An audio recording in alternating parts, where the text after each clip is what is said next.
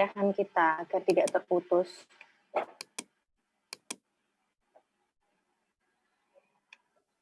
Baik, sudah Bu. Oke, terima kasih.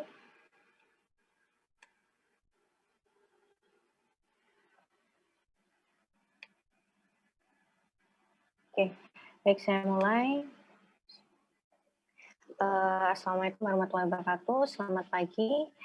Jadi pada pagi hari ini kita akan melanjutkan materi kita untuk mata kuliah plumbing dan instrumentasi mengenai peralatan sistem plumbing dan prosedur perencanaan. Jadi pada hari ini kita akan membahas mengenai alat-alat apa saja yang biasa digunakan dalam perencanaan sistem plumbing dan bagaimana kita tahapan-tahapannya ketika kita merencanakan sistem plumbing. Di mana kemarin sudah saya berikan info mengenai tugas besarnya mengenai perencanaan gedung bertingkat ya. Silahkan direncanakan denanya. Nah, prosedurnya seperti apa kita akan pelajari di hari ini. Subedi, slide-nya sudah berpindah belum? Belum Bu, masih slide pertemuan 2. Oke, sebentar.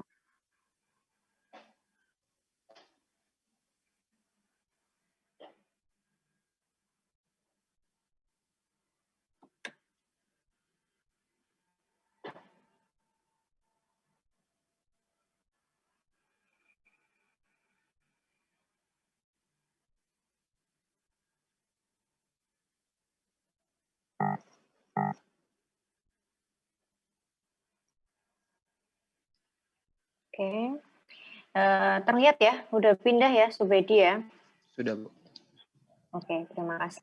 Ya, saya lanjutkan. Jadi kemampuan khusus yang akan dicapai di dalam perkuliahan hari ini adalah diharapkan setelah mengikuti perkuliahan pada pertemuan kedua ini, para mahasiswa dapat menjelaskan mengenai apa itu sistem plumbing dan bagaimana contoh aplikasinya. Aplikasi-aplikasi sistem plumbing ada di mana saja. Kemudian yang kedua dapat menjelaskan peralatan-peralatan yang digunakan dalam sistem plumbing dan yang ketiga adalah dapat menjelaskan bagaimana prosedur pekerjaan dari perencanaan sistem plumbing. Oke. Kemudian ini kemarin kita sudah bahas mengenai kemampuan-kemampuan khusus yang ingin dicapai, di mana pertemuan pada pagi hari ini kita akan mempelajari atau akan membahas 3 poin di bawah. Yang di bawahnya dapat menjelaskan mengenai sistem plumbing, peralatan plumbing, dan prosedur pekerjaan. Kemudian untuk plumbing sendiri sudah saya bahas ya di pertemuan pertama. Jadi plumbing itu merupakan sistem perpipaan yang ada dalam gedung. Perpipaan apa saja? Kita ketahui bahwa dalam gedung itu pasti membutuhkan air bersih, kemudian untuk air limbah, kemudian yaitu ya pada prinsipnya hanya 2 itu, air bersih, kemudian air limbah gitu. Nah, untuk air bersih sendiri biasanya ada yang menyediakan air bersih yang biasa atau dingin, kemudian air bersih yang panas, kemudian air limbah sendiri itu ada yang kita kenal kemarin ada grey water, ada black water gitu ya, kemudian atau air kotor dan air bekas. Kemudian dari air limbah itu kita butuhkan pipa vent atau pipa penangkap udara dari air limbah di gedung tersebut. Kemudian ada lagi pipa, misalkan pipa gas gitu ya, pipa gas, pipa LPG. Kemudian ada pipa persampahan juga gitu ya. Tetapi kalau persampahan itu biasanya pipanya yang lebih besar ya, karena harus bisa menyalurkan sampah dari atas sampai bawah tanpa ada yang tersangkut. Nah, kemudian plumbing ini merupakan bagian yang tidak terpisahkan di dalam pembangunan gedung, yaitu tadi karena prinsipnya plumbing ini adalah kebutuhan prinsip dari suatu gedung. Kemudian plumbing ini fungsinya adalah menyediakan air bersih, yaitu dia menyalurkan air buangan, menyalurkan gas, dan menyalurkan sampah. Nah, dari fungsi ini, karena kita membutuhkan keempat poin ini, maka dibagi menjadi jenis-jenis plumbingnya, yaitu sistem plumbing air bersih, kemudian sistem plumbing air buangan atau air limbah, kemudian ada sistem plumbing fire hydrant atau pemadam kebakaran, kemudian yang berikutnya adalah sistem plumbing dari air panas dan penyediaan gas. Nah, ini biasanya di dalam suatu gedung ini pasti lengkap ada 5 sistem plumbing seperti ini. Tetapi tidak harus 5-5-nya ada, jadi tergantung juga bagaimana keinginan dari pemilik gedung dan bagaimana pembiayaan dari perencanaan gedung itu sendiri. Apakah ingin semuanya ini yang direncanakan atau hanya beberapa saja atau yang penting saja seperti air bersih, air buangan, fire hydrant. Kemudian, nah plumbing ini pasti kita lihat ya di beberapa bangunan seperti ini di rumah kita itu juga pasti ada sistem plumbing, apalagi kalau rumahnya tingkat 2, tingkat 3, tingkat 4 gitu ya. Itu pasti ada sistem plumbingnya. Kemudian kantor, gedung perkantoran, gedung sekolah, di kampus itu juga pasti ada sistem plumbingnya.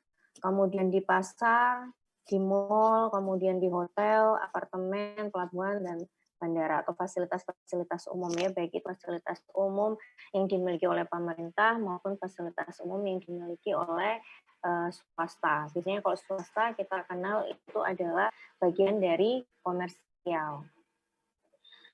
Kemudian ini contohnya dari sistem plumbing ya, sistem plumbing di sini kelihatan nggak ya saya nunjuk ini?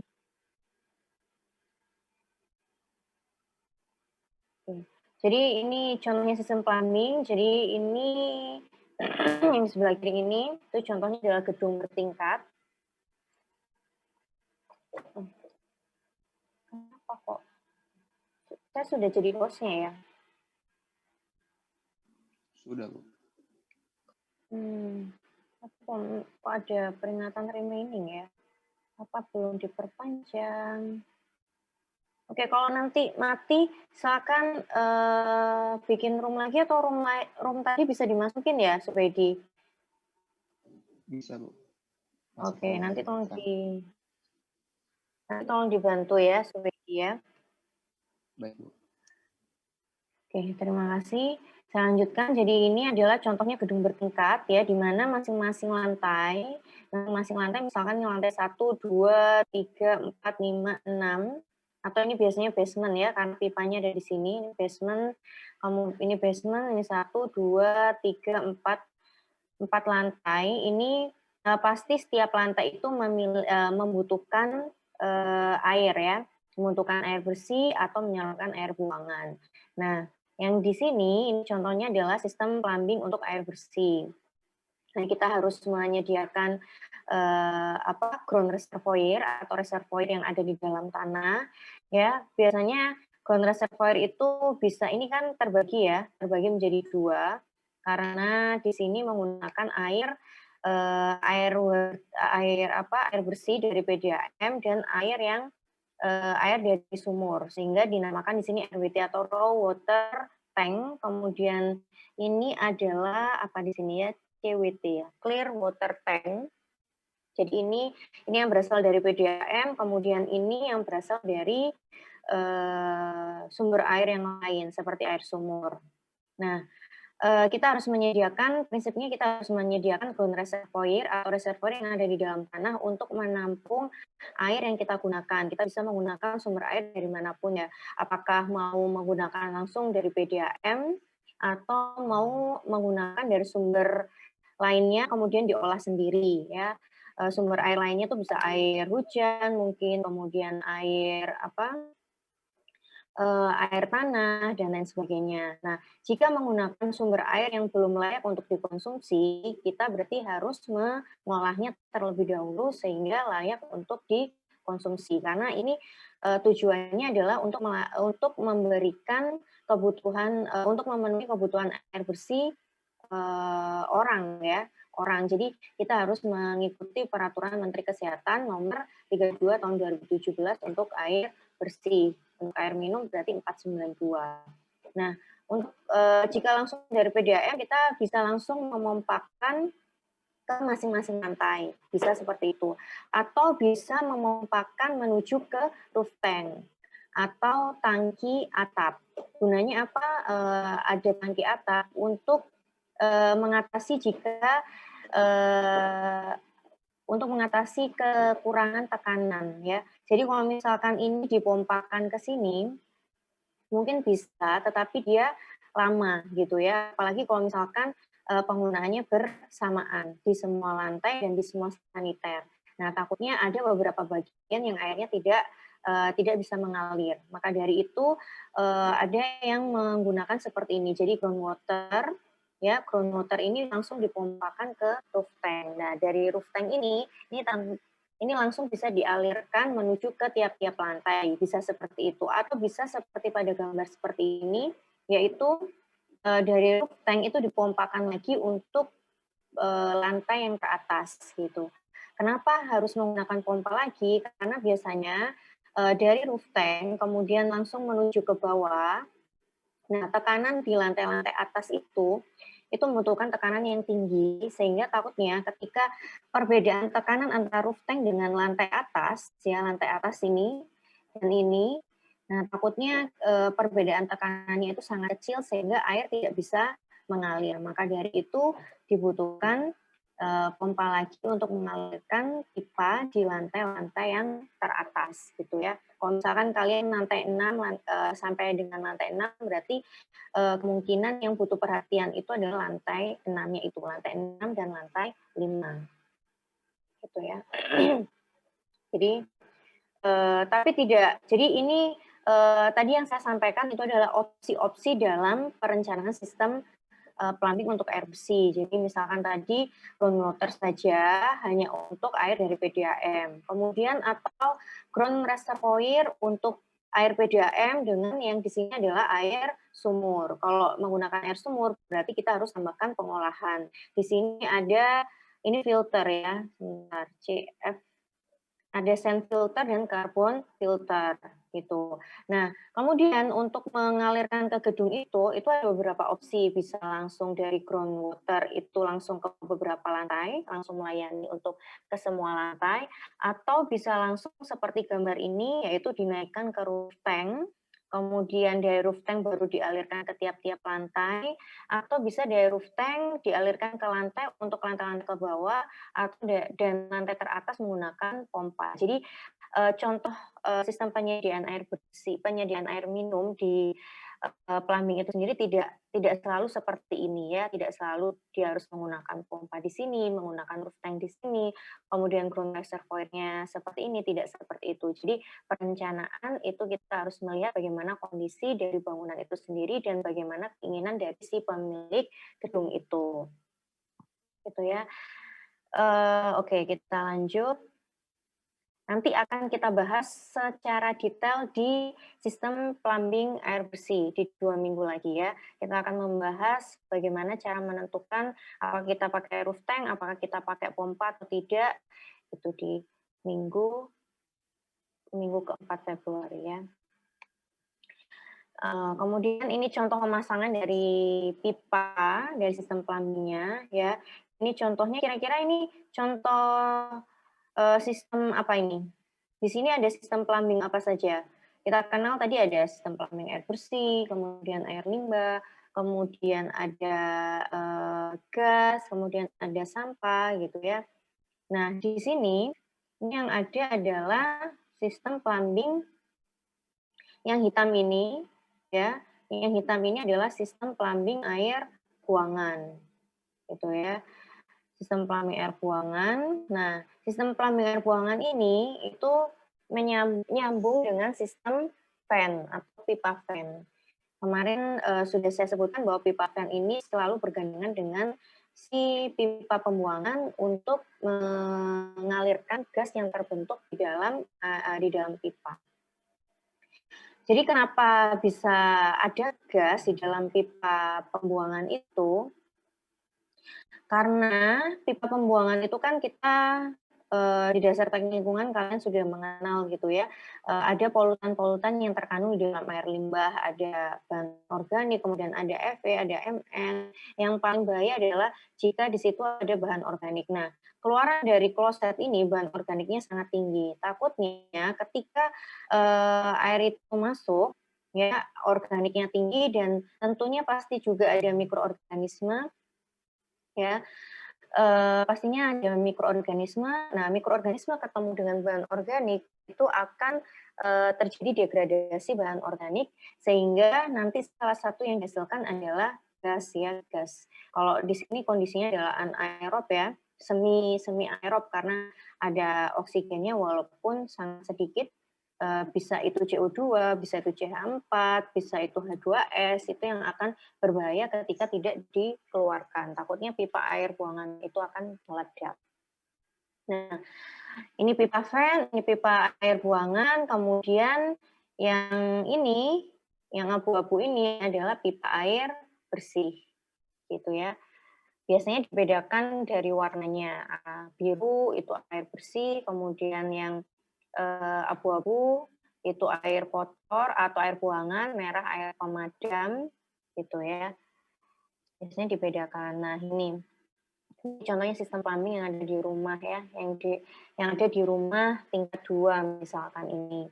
Jadi ada ini nggak tingkat 2 ya, ini ada seperti basement-nya, kemudian lantai 1, lantai 2. Nah, ini contohnya pemasangannya. Jadi merah ini adalah pemadam kebakaran, yang biru ini adalah air bersih, ya, kemudian yang hitam ini adalah air buangan. Adalah air buangan, sebentar. Nah, kalau seperti ini, air buangannya hanya satu pipa, berarti dia menggunakan sistem campuran. Sistem campuran itu berarti air kotor atau air kotor dan air bekasnya itu dijadikan satu, atau grey dan black itu dijadikan satu.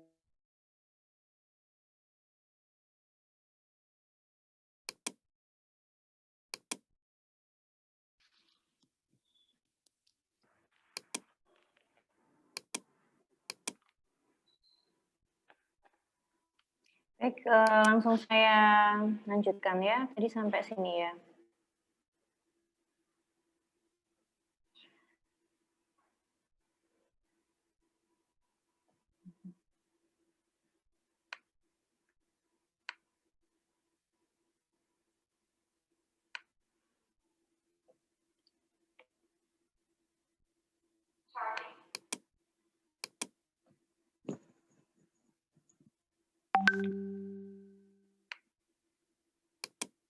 Oke, jadi tadi sampai sini ya.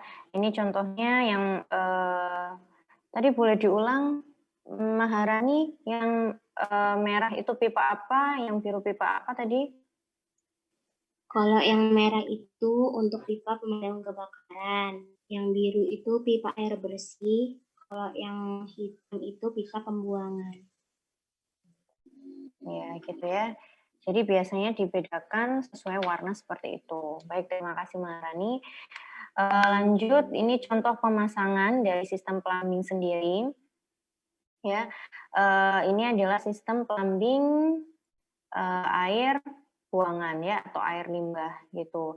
Nah, perlu diperhatikan bahwa pemasangan air limbah itu sedikit berbeda dengan pemasangan air bersih. Karena kenapa? Ini coba dilihat ya. Jadi pipanya ini itu selalu miring untuk pipa air buangan.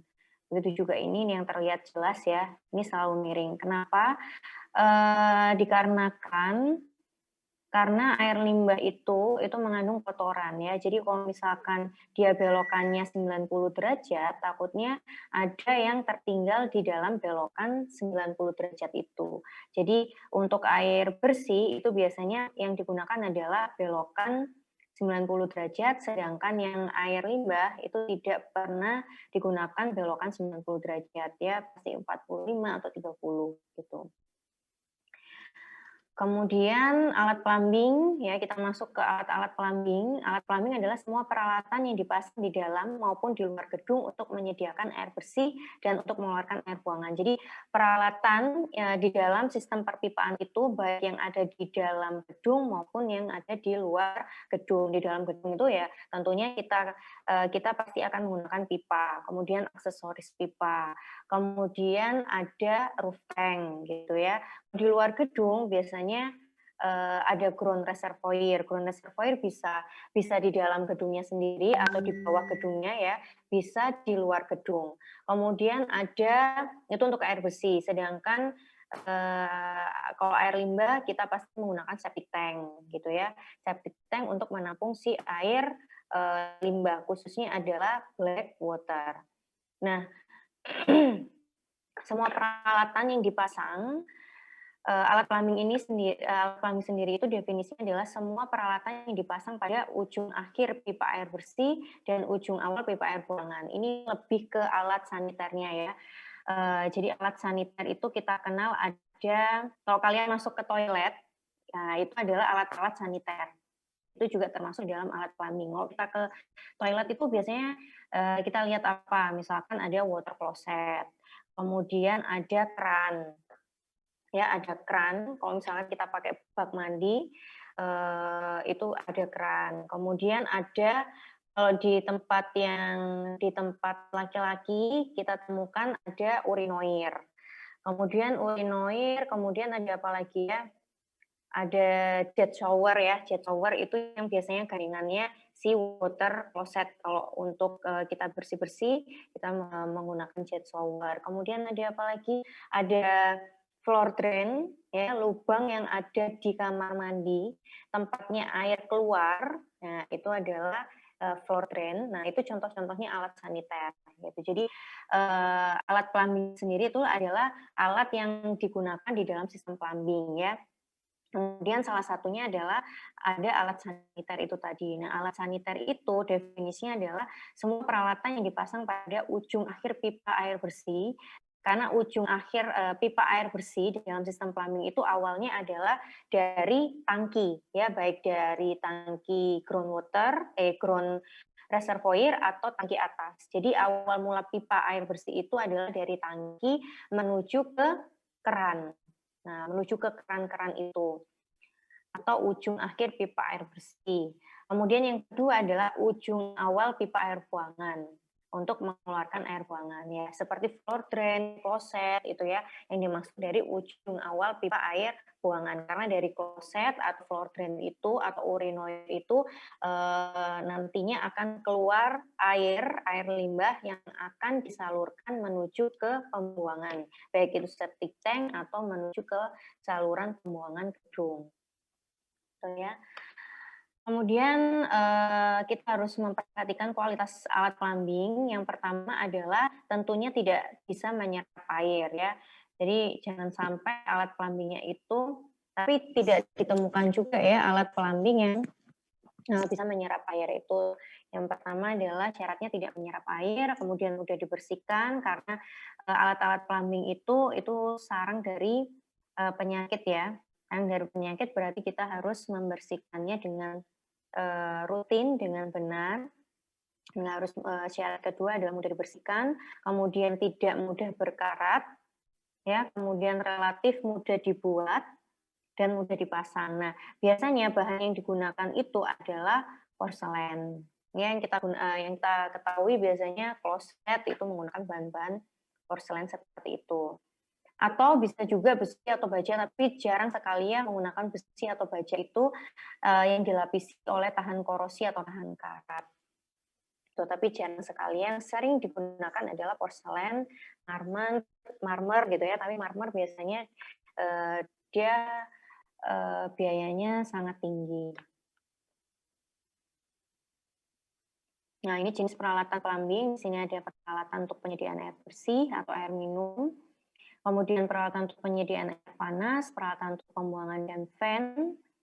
Peralatan utamanya yaitu pipa ya. Kemudian peralatan saniter, peralatan pemadam kebakaran, peralatan pengolahan air kotor, Kalau peralatan untuk penyediaan air bersih itu contohnya itu tadi yang seperti ada pada gambar, ada tangki atas, kemudian ada tangki bawah, kemudian ada pompa gitu ya. Kemudian ada pipa dan aksesorisnya, itu adalah peralatan-peralatan penyediaan air bersih. Kalau misalkan untuk air panas, berarti kita harus menyiapkan water heater-nya atau pemanas airnya. Kemudian yang kedua, peralatan untuk penyediaan air panas itu tadi ya, pipanya pun juga nanti akan berbeda antara air panas dengan air dingin atau air biasa, gitu. Kemudian untuk pembuangan dan fan, yaitu perpipaan dan aksesorisnya. Nah, biasanya fan ini dibuangnya adalah ke atap, ya. Jadi kalau misalkan kalian ada di rooftop dari suatu gedung, kemudian menemukan, pipa yang bentuknya T gini ya, bentuknya T seperti ini. Kalau di kampus itu biasanya kita bisa lihat di bawah ya, biasanya ada di depan lab itu ada. Nah, itu cirinya, pipa untuk mengeluarkan gas, itu cirinya seperti itu. Jadi kalau misalkan di rooftop menemukan pipa T, itu berarti pipa tersebut adalah pipa fan-nya. Kemudian peralatan-peralatan saniter yang saya jelaskan tadi, ada water closet, ada urinoir, dan lain sebagainya. Kemudian ada peralatan pemadaman kebakaran, di situ ada banyak sekali macam-macam jenisnya. Ada hose reel, kemudian ada fire, sprinkle ya, kemudian ada apa lagi ya, saya lupa. Yang biasa digunakan untuk, fire hose reel itu biasanya yang kalian temukan di suatu gedung ya, dalam kotak merah, itu akan dipecahkan atau akan dibuka ketika, ketika kebakaran berlangsung. Kalau sprinkle itu biasanya ada di atap ya, di atap biasanya ada sensornya, kalau misalkan dia, dia ada api atau ada asap gitu ya, dia akan, mengeluarkan air. Kemudian ada peralatan pengolahan air kotor atau tangki septik. Nah ini maksudnya ini peralatan penyaluran air buangan ya, contohnya adalah tangki septik. Kemudian yang di bawah ini penyediaan gas, kemudian dapur, pencucian, pengolahan sampah, ini jika disediakan sistem plumbing secara lengkap untuk gas, untuk sampah, dan untuk pipa-pipa yang lainnya. Ini adalah contoh-contoh alat saniternya. Ada urinoir itu ini ya, kalau misalkan cewek-cewek pasti jarang melihat ini. Ini biasanya digunakan untuk yang para cowok pipis ya. Biasanya di sini di toilet umum itu. Kemudian bidet itu biasanya gandengan dari si kloset ini. Ya, kalau misalkan di kloset terus di sebelah tempat duduknya itu ada pencetan atau ada yang bisa diputar untuk mengeluarkan air, itu namanya bidet. Kemudian lavatory kira-kira yang mana nih?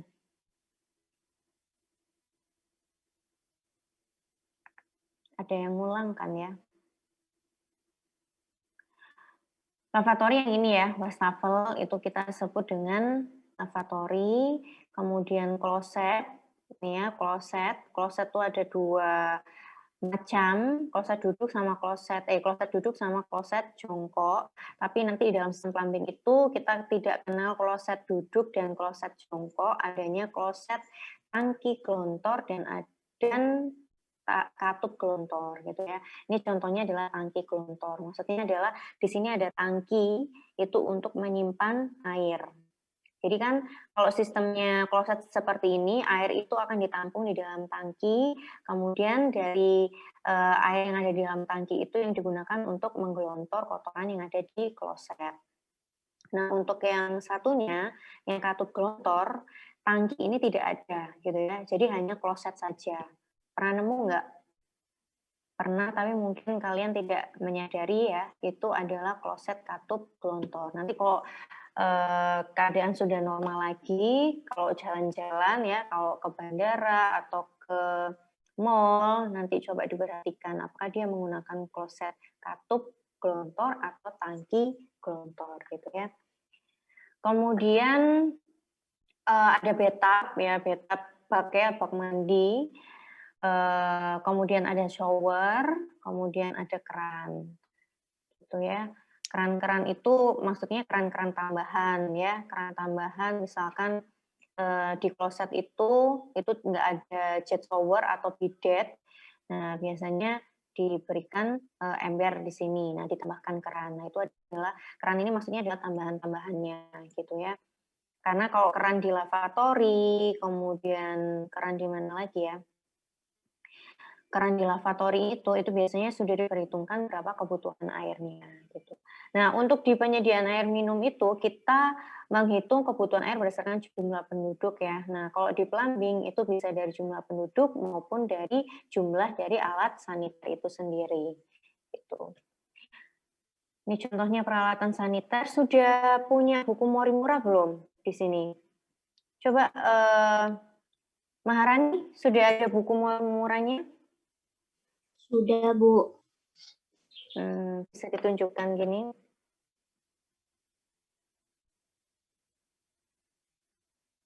Oke. Isna, boleh saya lihat buku murahnya Isna?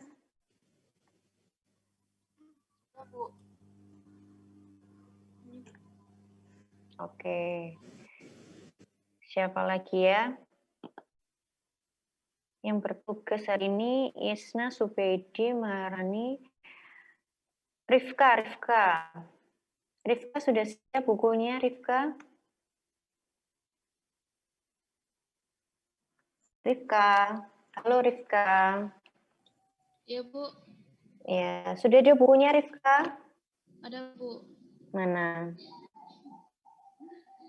Cuma saya minjem, Bu, sama kakak. Iya, nggak apa-apa. Saya tidak mengharuskan untuk membeli ya. Kalau bisa di era-era seperti ini kita harus berhemat. Mana Rifka?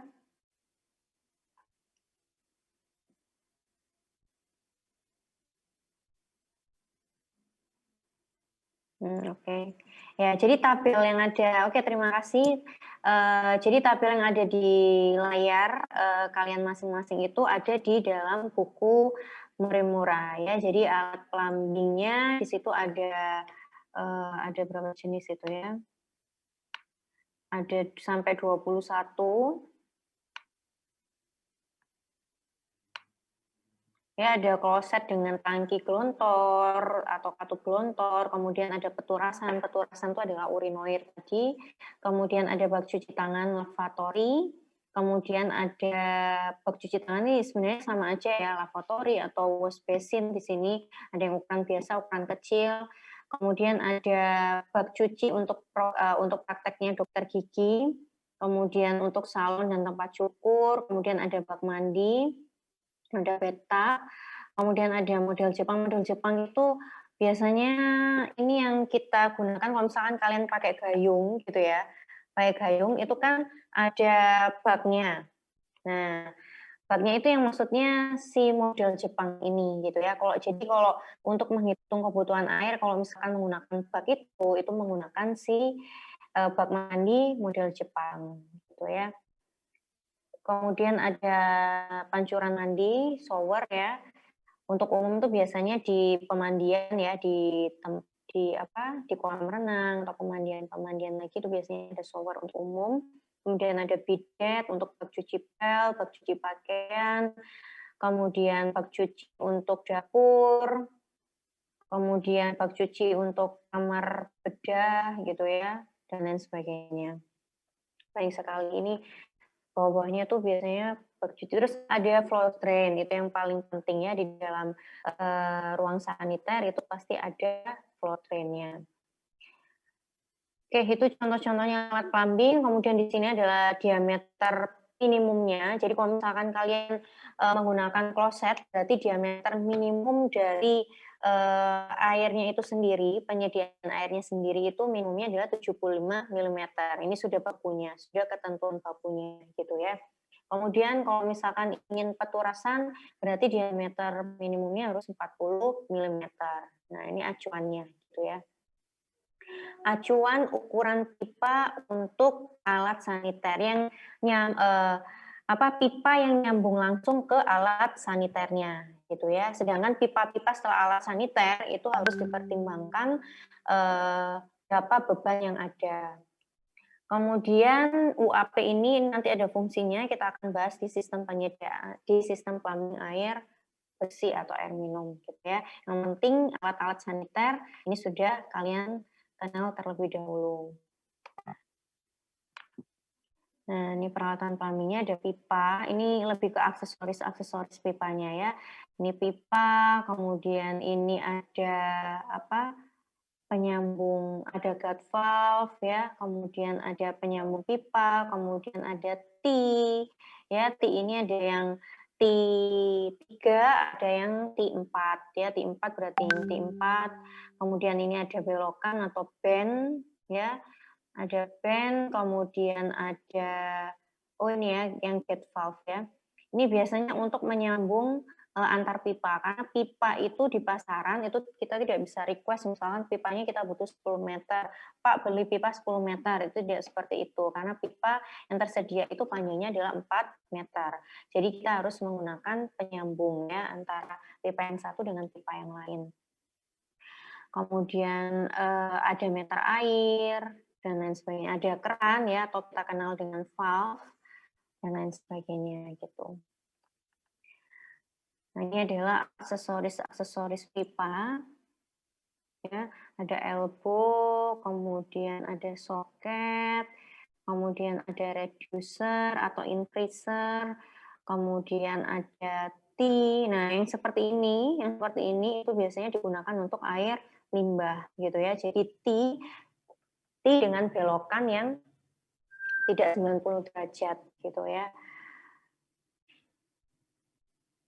Oke, kemudian kita bahas aksesoris satu persatu ya. Yang pertama adalah elbow. Elbow ini adalah belokan.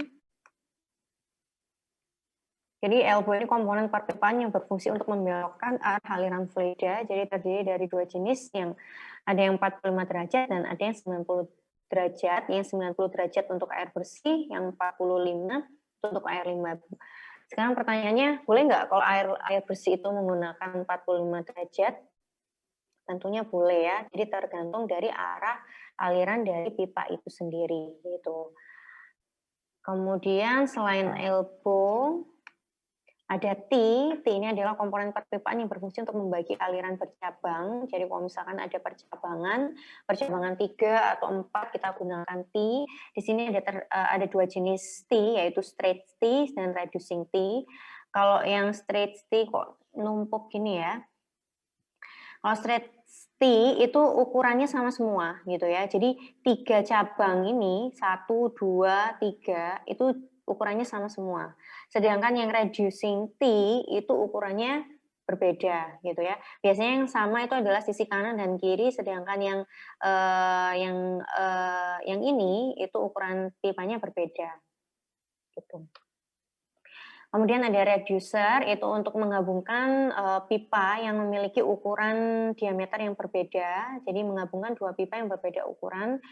Tujuannya untuk mengurangi aliran fluida atau ukuran pipa gitu ya. Jadi misalkan ada pipa ukuran 40 meter disambung dengan ukuran 60 meter gitu ya. Itu berarti harus harus dipasang reducer atau bisa disebut increaser gitu ya. Jadi di sini pastinya ukurannya akan berbeda. Nah, biasanya reducer itu tersedia di 2 tingkat pipa, misalkan 32 dengan 40, kemudian 40 dengan 60 gitu ya. Jadi satu tingkat lebih tinggi atau satu tingkat lebih rendah. Kemudian pipe cap ini berfungsi untuk menghentikan aliran pada ujung pipa. Jadi kalau misalkan pipanya itu sudah mentok ya, tidak ada sambungan lagi, itu berarti pipanya harus ditutup dengan pipe cap gitu ya. Ini pemasangannya bisa permanen dengan dilas atau bisa semi permanen dengan ya cuma diputar gitu ya, yang dapat dilepas. Oke, kemudian ada flank. Flank itu untuk menggabungkan dua pipa atau equipment yang lain. atau aksesoris. Jadi flank ini untuk menggabungkan dua pipa atau menggabungkan antara pipa dengan aksesorisnya. Aksesoris ya seperti tadi itu reducer, increaser, kemudian ada elbow gitu ya. Nah, itu biasanya ada bautnya untuk menyambung. Kemudian ada tangki air ya, tangki air di sini ada ground reservoir, ada yang roof tank. Atau gini, tangki air itu bisa kita buat sendiri ya, atau bisa kita beli. Biasanya kalau roof tank itu kita bisa langsung beli ya di supplier, sedangkan untuk yang ground reservoir itu kita bisa membuat sendiri atau bisa membelinya, atau bisa digabung seperti ini. Jadi kita bikin bangunan dalam tanah itu, kemudian kita masukkan tangki air. Kemudian pompa, kalau di plumbing itu jelas menggunakan pompa ya, karena air itu tidak bisa mengalir dari ground reservoir, tidak bisa langsung mengalir dari ground reservoir sampai ke lantai yang tertinggi, apalagi kalau gedungnya itu banyak lantainya ya, gedung pencakar langit misalkan itu lantainya sampai berpuluh-puluh, sampai 30, sampai 50 lantai, itu pasti tidak bisa jika tanpa pompa. Kemudian septic tank itu juga harus ada di dalam sistem plumbing ya. Di rumah sederhana tanpa ada lantai atas pun itu juga harus menggunakan septic tank. Septic tank itu adalah pengolahan air sederhana skala rumah tangga ya, yang digunakan untuk mengolah air buangan kita ya, sehingga tidak mencemari lingkungan. Septic tank. Oke, itu saja. Itu tadi mengenai peralatan sistem plumbing. Kita masih ada waktu nggak? Masih ada ya. Kita sampai jam berapa, Tiara? Sampai jam 9:10, Bu. Oke, 9:10. Ini masih setengah 9 kan ya? Oke, kita lanjut ke prosedur perencanaan sistem plumbing. Nah, hal-hal yang harus diperhatikan dalam perencanaan sistem plumbing adalah yang pertama jenis dan penggunaan gedung. Gedungnya itu adalah gedung apa? Apakah gedung perkantoran atau rumah sakit atau atau kos-kosan atau hanya rumah tinggal gitu, kita harus tahu. Karena apa? Itu akan mempengaruhi dari jumlah kebutuhan alat saniter dan jumlah kebutuhan airnya. Jadi hal yang perlu diperhatikan, kita harus menentukan dulu jenis dan penggunaan gedungnya, kemudian yang kedua adalah denah bangunan. Nah, denah bangunan itu yang kita bisa tentukan, itu dasar dari penentuan ada berapa ruang saniter, kemudian ada berapa alat saniter di dalam ruang saniter itu, bagaimana desain ruang saniternya gitu ya.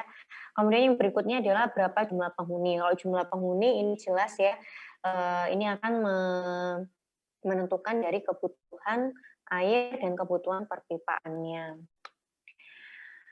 Nah, sistem plumbing ini menjadi bagian dari sistem penyediaan air minum ya. Kemarin kita sudah bahas di pertemuan pertama penyediaan air minum, ada 4 komponen dari penyediaan air minum.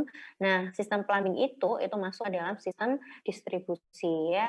Sistem distribusi itu penyaluran air dari pengolahan air menuju ke konsumen. Nah, kalau misalkan dia konsumennya itu tinggal di dalam suatu gedung, berarti kita harus membuat dari sistem plumbing itu sendiri.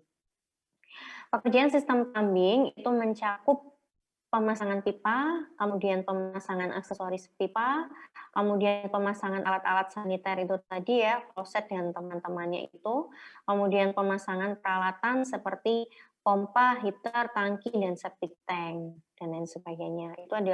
Ini adalah cakupan dari perencanaan sistem plumbing atau pekerjaan sistem plumbing. Plumbing dalam gedung, untuk yang pertama penyediaan air bersih, ya, yang harus diperhatikan adalah prinsip kualitas dan kuantitas, sama seperti penyediaan air minum kemarin ya.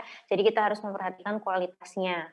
Kualitasnya apakah sudah memenuhi dari peraturan Menteri Kesehatan untuk air bersih, jika itu air bersih, atau air minum jika dipergunakan untuk air minum.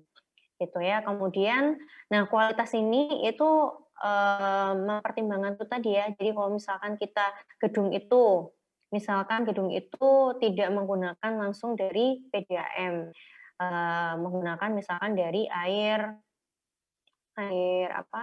sumur atau air tanah. Nah, kita harus olah terlebih dahulu sehingga memenuhi persyaratan itu tadi. Kemudian kuantitasnya berarti jumlahnya. Tujuan akhir dalam perencanaan sistem plumbing air bersih itu adalah jumlah ketersediaan air itu bisa memenuhi dari kebutuhan air yang ada di dalam gedung. Dan penyediaan air bersih ini ada penyediaan air biasa dan air panas atau air dingin dan air panas. Kemudian pembuangan atau dalam sistem pembuangan atau penyaluran air buangan prinsipnya adalah tidak mencemari sistem lain. Nah, biasanya agar tidak mencemari sistem lain, biasanya susunannya itu adalah pipa air bersih itu berada di paling atas. Jadi yang paling atas adalah pipa air bersih, kemudian yang di bawahnya baru pipa air buangan, gitu ya. Nah, pemadam kebakaran di mana bisa air bersih, pemadam, kemudian air limbah, atau bisa air pemadam, air bersih, kemudian air limbah. Biasanya susunan itu tergantung dari kualitas air itu sendiri. Jadi air limbah itu berada di bawah sendiri. Kenapa seperti itu? Karena takutnya ketika pipa air limbah itu bocor, ya. Jadi ketika dia berada di bawah sendiri, itu ketika bocor dia tidak akan mencemari pipa-pipa yang ada di bawahnya, tidak mencemari pipa apapun gitu ya, karena posisinya ada di bawah gitu. Kemudian penyediaan air pemadam kebakaran, ini bentuk-bentuknya ya, ada dalam bentuk sprinkle, kemudian ada fire hose reel, ada fire hydrant. Sorry, kalau fire hose reel itu berarti yang ada di luar gedung ya, sedangkan fire hydrant itu yang ada di dalam gedung. Jadi yang di dalam gedung itu ada sprinkle dan fire hydrant, kemudian yang di luar gedung ada fire hose reel. Fire hose reel itu kalau misalkan kalian menemukan kotak merah yang ada di luar gedung, ya, itu fire hose reel. Kemudian pemasangan pipa itu sendiri, ya, sistem plumbing itu bisa diletakkan di dalam lantai, bisa di dalam tembok. Jadi kalau di dalam tembok berarti kita harus menyesuaikan antara ketebalan tembok itu sendiri dengan diameter si pipa, gitu ya. Biasanya sih tembok itu tebalnya 20 sampai 30 cm itu sudah cukup untuk memasang pipa ya. Biasanya yang dipasang dalam tembok itu adalah pipa air bersih gitu ya. Nah, untuk yang di dalam lantai, kelemahannya adalah sulit untuk mendeteksi kebocoran. Kita tidak tahu ya, kalau misalkan ada kebocoran pipa di dalam lantai, itu kita tidak bisa melihat. Sedangkan kalau di dalam tembok, itu bisa kita prediksi, karena temboknya itu biasanya lembab ya, lembab atau basah, sehingga bisa diprediksi itu ada kebocoran pipa. Kemudian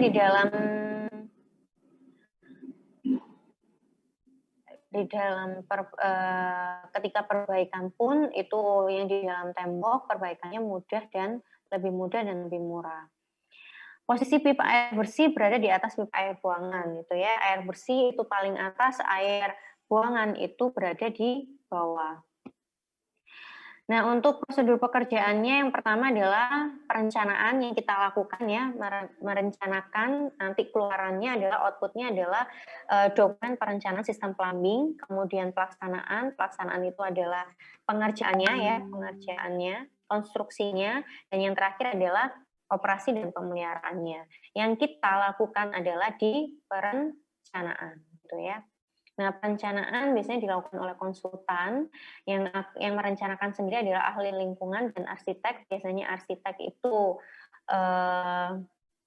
untuk desainnya, untuk desain ruangannya, interior di dalam ruang saniter.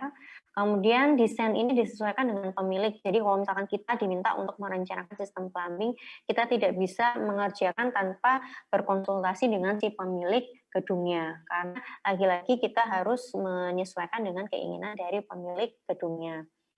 Dalam perencanaan ini akan dilakukan penentuan diameter pipa, diameter pipa yang akan digunakan setiap seksi atau setiap jalur itu yang akan kita rencanakan di sini. Kemudian aksesoris pipa yang kita gunakan, pompa, dan keluarannya adalah biaya. Pemilihan pompa disesuaikan dengan sistem yang direncanakan, ya. Apakah pompanya itu digunakan untuk naik dari ground reservoir ke roof tank atau dari roof tank ke masing-masing lantai. Nah, itu yang harus ditentukan. Kemudian pemilihan sistem tergantung kondisi lapangan dan kondisi pelayanan PDAM. Ya, jadi sistem penyediaan air bersih itu juga memperhatikan kondisi pelayanan PDAM ya. PDAM, kalau misalkan dari PDAM-nya itu tekanannya sudah tinggi, berarti kita tidak perlu menambah pompa. Tapi keseringan atau kebanyakan dari PDAM itu tidak bisa melayani konsumen itu secara baik ya. Pasti ada momen-momen tertentu air PDAM itu tidak bisa mengalir. Prosedur perencanaan di sini ada 1, 2, 3, 4, 5, ada 5 tahapan ya, ada rancangan konsep. Jadi yang pertama tadi kita harus mengidentifikasi jenis dan penggunaan gedung, dana bangunan, dan jumlah penghuni. Kemudian penelitian lapangan, jadi kita harus meneliti ke lapangan, survei ya, survei mengenai penggunaan airnya, apakah di situ ada PDAM atau tidak, gitu ya. Atau kalau misalkan di situ ada sumber air baku, apakah diperbolehkan untuk menggunakan sumber air baku itu untuk diolah atau tidak, gitu ya. Kemudian pembuangan air, kita harus tahu di mana letak saluran pembuangan air, karena mau tidak mau air dari gedung itu akan dikeluarkan di saluran pembuangan di dekat gedung. Kemudian setelah penelitian lapangan, kita baru bisa memulai rencana dasarnya. Kita harus tahu bagaimana kondisi sumber airnya, kualitasnya seperti apa, kondisi pembuangannya. Kemudian jika tidak menggunakan PDAM, berarti kita harus memberikan alternatif pengolahan air bersih dan air buangannya. Kemudian kita sudah memulai menggambar desain ruang saniter dan alternatif jalur pipanya. Jadi pipanya itu kalau air bersih dari reservoir, dari tangki menuju ke perpipaannya, bagaimana jalurnya. Kalau air buangan dari alat saniter menuju ke septic tank atau dari pembuangannya kita harus buat. Kemudian rancangan pendahuluan mengenai kapasitas dan peletakan peralatan dan rancangan pelaksanaan ini sudah selesai ya, berarti rancangannya tinggal disetujui oleh pemilik gedungnya, kemudian perhitungan dan gambar detail, dan mempersiapkan dokumen spesifikasi dan perkiraan biaya. Jadi output dari perencanaan ini adalah DED atau Detail Engineering Design, ya. Kemudian yang kedua adalah rincian anggaran biaya. Itu adalah keluaran dari perencanaan. Itu secara idealnya, tetapi nanti yang kalian lakukan itu hanya perencanaan DED, Detail Engineering Design-nya, sedangkan rincian anggarannya itu tidak perlu dalam tugas perencanaan ini. Kemudian setelah rencana selesai ya, ada dokumen selesai, baru yang berikutnya adalah pelaksanaan, biasanya dilakukan oleh kontraktor, kemudian harus sinkron dengan pekerjaannya, tetapi biasanya tidak bisa 100% dengan perencanaan. Tapi kalau misalkan tidak bisa 100%, itu si kontraktor ini akan berkonsultasi dengan konsultan pengawas, gitu ya. Jadi harus ada konsultan pengawas yang mengontrol dari dokumen perencanaan itu dengan pengerjaan di lokasinya. Operasi dan pemeliharaan ini bertujuan untuk mengontrol sistem plumbing yang telah terpasang. Jadi apakah plumbing itu bisa menyediakan air secara lancar, secara baik, dan menyalurkan air limbah secara baik ya.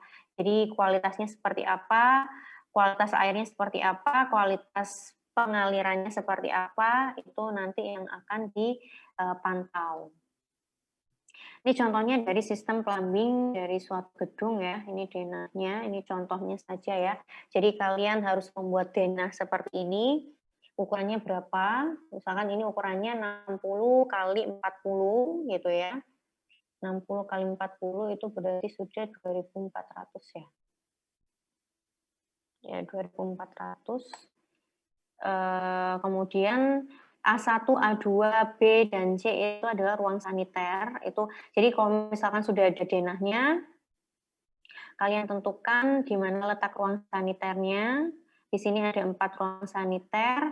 Nah, kemudian dari ruang saniter itu kalian tentukan di mana roof tank-nya, di mana ground reservoir-nya. Ya, ground reservoir ini bisa dijadikan satu antara fire hydrant atau bisa digabung ya. Kemudian di mana septic tank-nya. Nah, kemudian kalian atur bagaimana caranya air bersih itu mengalirkan dari ground reservoir naik ke roof tank menuju ke ruang-ruang saniter. Begitu juga untuk air limbahnya dan begitu juga untuk fire hydrant-nya, gitu ya.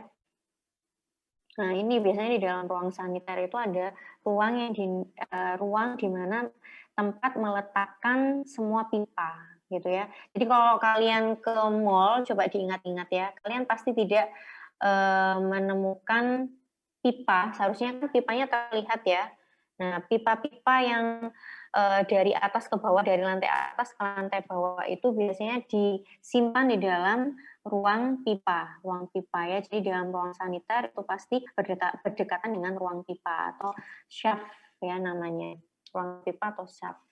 Nah, di situ ada pipa-pipa, segala macam pipa ya, ada pipa air bersih, air limbah, kemudian ada pipa fire hydrant gitu.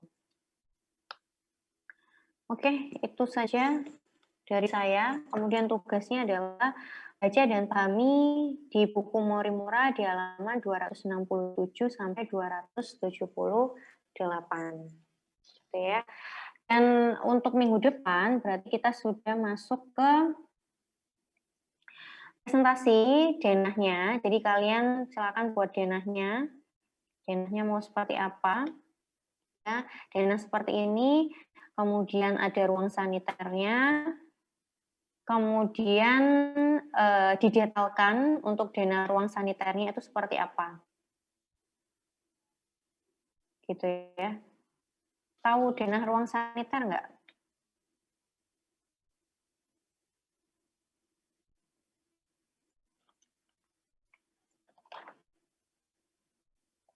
Ada pertanyaan? Ibu, untuk Tiara. file presentasinya itu dalam bentuk apa, Bu? Denahnya? Dalam bentuk terserah mau dari AutoCAD langsung atau diubah menjadi PDF silakan ya. Pokoknya kita bisa melihat, pokoknya saya dan teman-teman yang lainnya itu bisa melihat secara detail denahnya. Kalau saran saya itu dari AutoCAD ya, dari AutoCAD langsung saja, jadi bisa nanti di zoom ya, di zoom in, di zoom out gitu. Gitu ya, Tiara ya. Ya, Bu. Sudah ada gambaran mengenai denahnya dan denah ruang saniternya?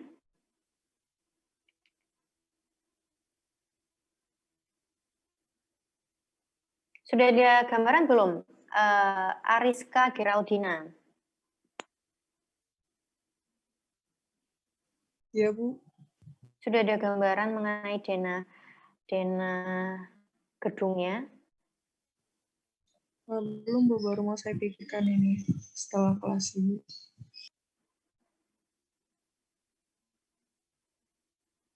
Oke.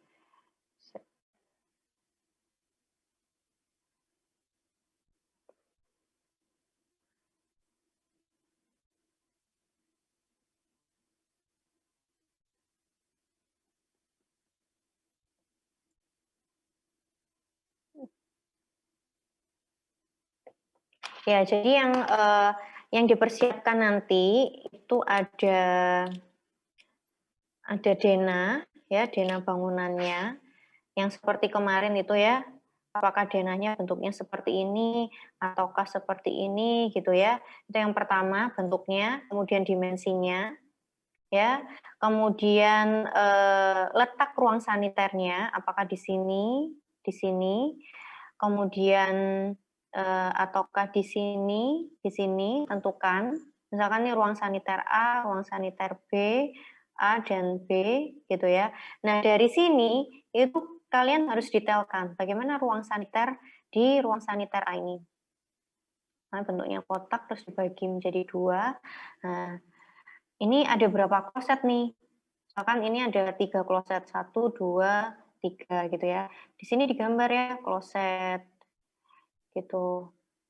Sudah keluar seperti itu ya, sesuai dengan ketentuan yang sudah saya berikan kemarin. Kemudian ada berapa lavatory, kemudian ada berapa floor drain, di sini pasti ada 1 floor drain gitu ya. Nah, kemudian yang di sini, misalkan ini yang wanita, ini yang pria. Ini ada berapa kloset, ada berapa winoir gitu ya. Kemudian ada berapa lavatory gitu. Gitu ya. Jadi denahnya adalah denah bangunan. Denah bangunan ini bentuknya seperti apa, dimensinya seperti apa, di mana letak ruang saniternya, dan detail dari ruang saniternya. Gitu ya, sesuai dengan ketentuan yang sudah saya berikan pada pertemuan minggu lalu. Oke, ada pertanyaan lagi? Ibu, Ya, Alfi.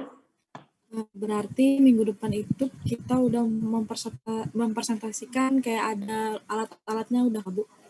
Iya. Gitu ya. Kalau jalur pipanya gitu, Bu, belum? Belum. Belum. Jadi cuma denah ini ya dan denah ruang saniter. Gitu ya. Jalur pipa belum gitu ya, belum sampai ke situ. Sampai ini aja dulu. 1, 2. Oke, dan di ruang saniter ini tentukan di mana shaft-nya atau ruang pipanya. Nggak bisa digambar. Misalkan ruang pipanya ada di sini. Ini ruang pipa gitu ya. Atau shaft. Oke, ada lagi? Alfi, cukup jelas, Alfi? Jelas, Bu. Tapi, Bu, kalau misalkan ruang pipanya itu di luar ruang saniter, bisa nggak, Bu? Atau harus di dalam? Boleh. Boleh, terserah ya. Mau di dalam ruang saniter atau di luar ruang saniter, terserah. Pokoknya itu adalah tempat pipa dari lantai atas sampai lantai bawah. Gitu ya. Isna, tolong di screen capture. Saya akan stop share. Silakan di on semua kameranya.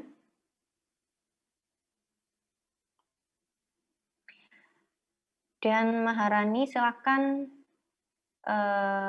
pilih salah satu temannya, Maharani, untuk membantu Maharani mereview pertemuan pada pagi hari ini. Siapa Maharani? Andini, Bu. Andini. Andini. Ya. Andini. Silakan Andini bisa direview sedikit mengenai pertemuan pada pagi hari ini.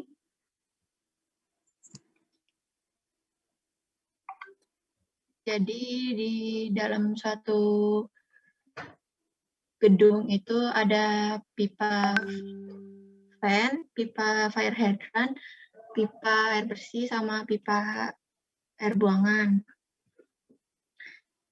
Terus di alat saniter itu ada berbagai macam seperti urinoir, ada kloset, ada lavatory, terus pipa juga ada berbagai macam. Ada sambungan pipa, pipa bentuk pipa elbow sama T, Yang elbow itu ada yang 45 derajat sama 90 derajat.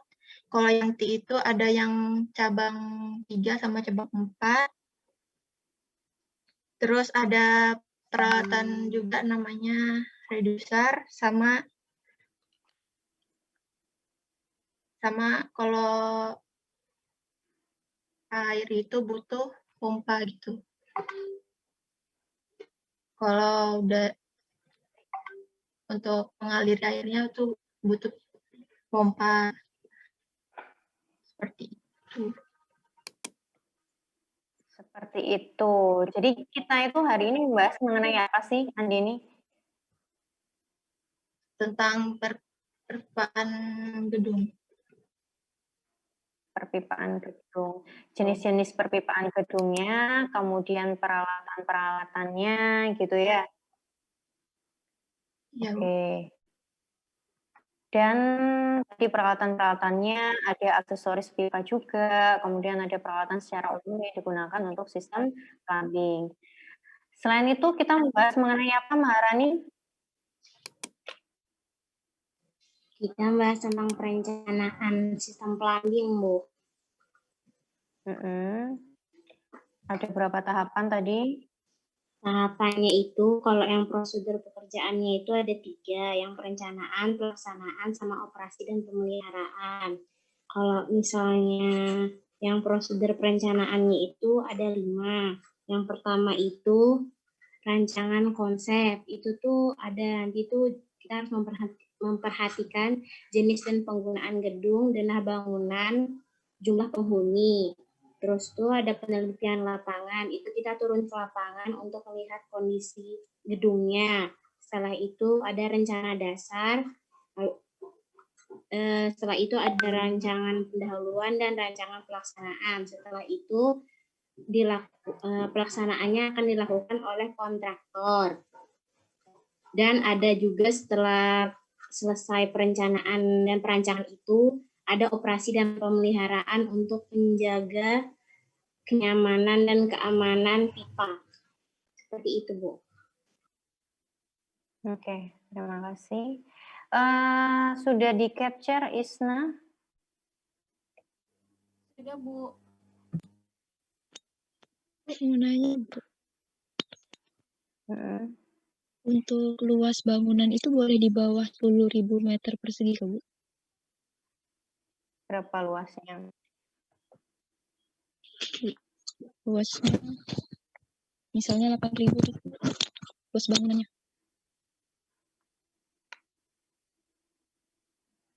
Ada yang di bawah 10.000? Selain tadi siapa ya yang bicara tadi ya?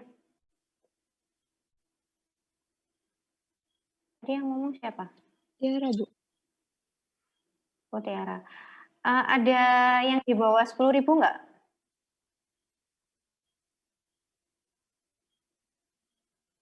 Nggak ada atau belum bikin, jangan-jangan ya.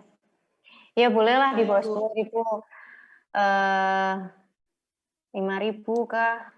Ya minimum 5.000 deh ya.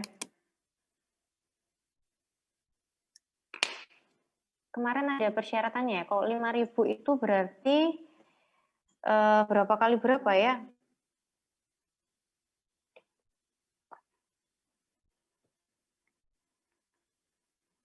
Kemarin persyaratannya berapa ya, Tiara? 10.000 ya, Tiara? Iya, 10.000, Bu. 10.000 meter persegi. Itu maksudnya dari luas lahannya ya, bukan luas gedungnya. Kalau misalkan luas lahannya tadi di bawah 10.000, ya bolehlah 8.000, 5.000 silakan. Luas bangunannya yang di bawah 10.000. Kalau luas lahannya tetap 10.000. Di atas 10.000. Oh, luas bangunannya kurang dari 10.000. Gitu ya. Ya, bolehlah terserah, nanti saya lihat bagaimana rencananya ya. Boleh terserah. Itu hanya luas lahannya aja ya, yang 10.000 mau dipakai hanya setengahnya saja atau hanya seperempatnya saja, silakan. Pokoknya yang ideal untuk si perkantoran atau untuk si pusat perbelanjaan gitu ya. Idealnya seperti apa, jangan terlalu kecil untuk dan jangan terlalu besar untuk perkantoran. Oke? Sekarang banyak kok ya kalau di internet itu kalian bisa ngecek berapa luasan misalkan mall di Kota Samarinda gitu ya, atau gedung perkantoran di Jakarta gitu, di Surabaya, di Samarinda gitu ya. Jadi kalian bisa menyesuaikan dengan yang ada gedung-gedung yang ada di yang sudah ada baik di Samarinda maupun di tempat-tempat lain. Gitu ya. Sudah, saya rasa cukup ya. Ada pertanyaan lagi terkait tugasnya. Jadi nanti minggu depan tolong dipersiapkan. Tiara nanti yang akan jangan Tiara nanti menugaskan siapa. Nanti tolong yang operatornya dan yang notulennya itu yang mempersiapkan presentasi yang mempersiapkan presentasi untuk 55 mahasiswa di mata kuliah plumbing ya di minggu depan. Oke? Baik, saya rasa cukup ya untuk pertemuan pada pagi hari ini. Kita ketemu lagi di jam 10 ya, 1 jam lagi untuk mata kuliah PAM 1. Baik, saya rasa cukup. Saya akhiri. Wassalamualaikum warahmatullahi wabarakatuh. Selamat pagi. Saya izin untuk live ya. Terima kasih untuk Subedi, Isna, Maharani, dan Andini. Saya izin live ya. Terima kasih, Bu. Waalaikumsalam warahmatullahi wabarakatuh. Salam. Terima kasih, Bu.